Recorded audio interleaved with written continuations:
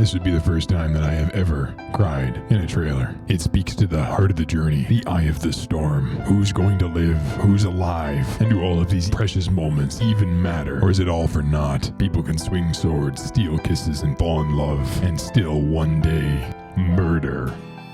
The world will be saved, but will you? In both instances, when this cryptic line appears, Zack is witnessed on screen, and this surrounding is Remake Zack's memory, not reunion, as can be seen in the guns. And with memory comes spatial dilation. Midgar is much closer and clearer in this memory relative to one in Remake, just as the original memory of Zack's death had a fallen Sector 7. Such are the vagaries of consciousness. Zack remembering his death is a stark revelation that casts light on many moments to come. Who else will remember?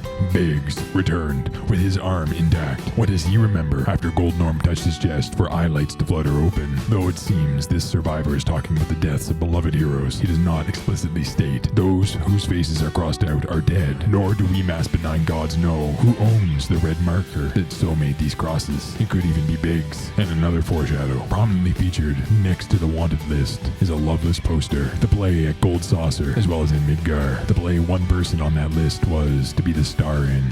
Moments later, Dio is unleashing a cryptic line. When fate sets a challenge, one must rise to meet it. Another stage light for the future of this trailer and Rebirth beyond. Next, before the opening notes of a song that brought tears across the world, myself included, Marlene of Remake is talking to Zack about an unknown she. This means, in the embers of a collapsed singularity, in the inimitable city of Mako at the very least, it's all one world. Retrocausality. The future can change the past. To be addressed in but an eye blink. And upon this immortal trailer, this is where tears started to flow down cheeks unbidden. One of the most beautiful pieces of the montage of this song is seeing Aerith, if for however brief, she is not holding the multiverse on her shoulders, taking on a god that cannot be beat. She is just living in the moment, maybe letting her guard down, even when she doesn't know she's doing it. It doesn't matter who you ship, or if you ship. Seeing the half-Cetra able to just be a person, when she has not been afforded that opportunity since birth, is transcendent. Gold Saucer is a raw moment where heroes in 97 and 24 alike get to be people. They get to do people things, not just save the world at great personal cost. Even if it all ends at the City of Ancients, Advent Children, extinction, friends can dance and lovers can love, and fun is had by all.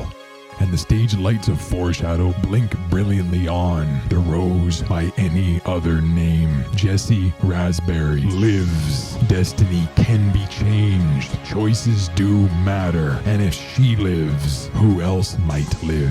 Retrocausality. In an official blog post to follow, it is suggested that the Gold Saucer uses the latest VR technology to help project the loveless play whom Miss Raspberry was to be a star of. It's possible that this effigy of hope is actually one of hopelessness.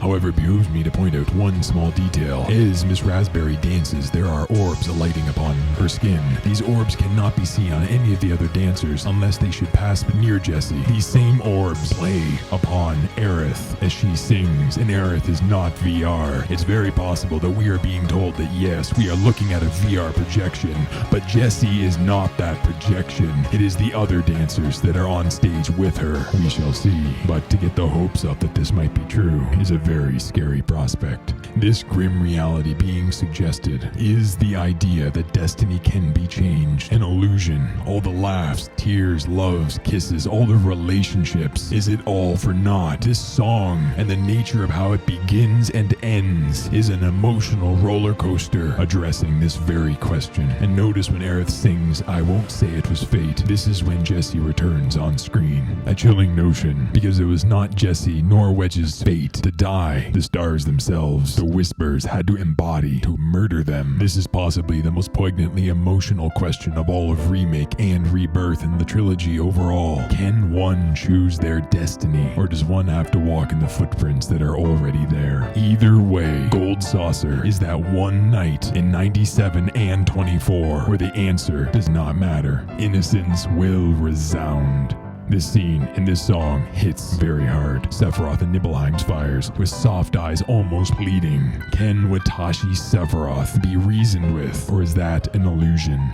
This song starts with the pall of death and ends there, and in between is all the freedom and bliss that could be hoped for, and beyond is that the story of rebirth. As the words of Marlene walk center stage, she was talking about Aerith, who lies in that room with her, comatose due to the rule of one. To follow one more return, and this time not as a flashback. Gaia's immortal children, the Whispers, with Sephiroth's feathers in the City of Ancients, with Aerith opening her eyes, just as she did in 97, upon a song about inevitable parting, not letting go, to find each other again one day. Is it all an illusion that the future can be changed? The Half-Setra's voice ends this tear-streaked trailer, asking the same question Watashi Sephiroth did at the edge of creation. Lend me your strength. This trailer, and all the tears that were shed because of it, this song speaks to what really matters. The emotion, the relationships, all that will be experienced by beloved heroes. Come what may, murder, horror, genocide, extinction, these precious moments will never be tears in the rain. They define reality. But there is a glimmer of hope, the first light of dawn over the dark horizon.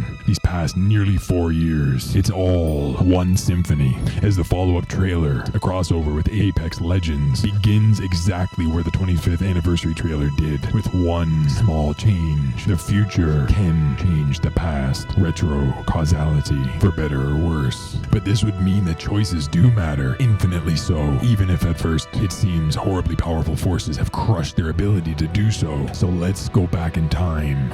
Retro causality. It's all one world. So why are Barrett and Tifa's faces crossed out as they yet live? And who of Remake could ever know of the cosmic murders of Wedge and Jesse? One possibility amongst many. When whomever owns this red marker that made these red crosses saw something on TV, something truly sad. Perhaps this person saw more than just 4 bodies, or not. By either poison, grief-stricken exes appeared. The same cosmic survivor, the owner of this red marker. What would he have thought when he awoke with Jesse's glove on his right arm, with the other glove and her bandana on the desk? But not her, she wasn't there.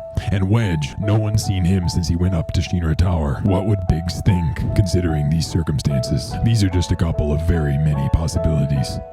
And finally, the Whispers, whom in this scene appear to be creating a containment bubble, just as they did at 7th Heaven with the Half-Setra, and for all of Midgar. The feelers only do this when consciousness of space-time has gone too far adrift from viral destiny. But why would the Whispers be doing so here? This tragedy occurs near exactly as it did in Final Fantasy VII. Those are Sephiroth's feathers, and Aerith's eyes are open as she prays. There are 2 wildcards to consider in answering this. First, the Whispers might not enforce viral destiny anymore. Throughout Remake, the ephemeral algorithms discovered self. Each time they embodied, they awakened to become ephemeral children just before extinction. They might have their own directives now, a sliver of free thought, or perhaps they serve the one-winged angel who did consume them at the end of Remake. And second, the greatest wildcard perhaps of all, Edge of Creation, Watashi Sephiroth, to whom the feathers belong. As in 97, Ore Sephiroth had not become the one-winged angel yet, and no feathers fell in the City of Ancients, and yet they do so here. So why would Watashi Sephiroth appear when Ore Sephiroth is about to, in this exact scene, and seemingly do the exact same thing,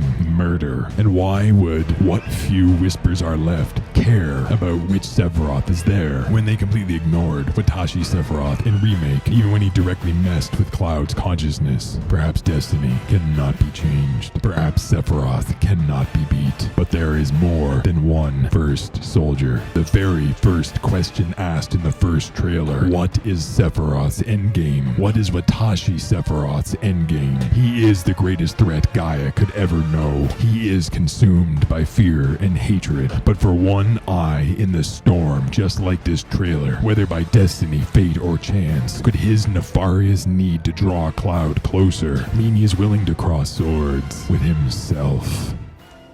Who is alive in Rebirth, and who will remain alive? Sung in one of the most beautiful trailers to ever be created. The theme song of Remake was about not letting go. I'm never gonna let you go. The theme song of Rebirth is about inevitable parting and never letting go, leading to inevitably finding each other again one day. At the same time, it is haunting, sad to the point of terror. But beyond that, there is the terrifying hint of something truly beautiful, blissful, free.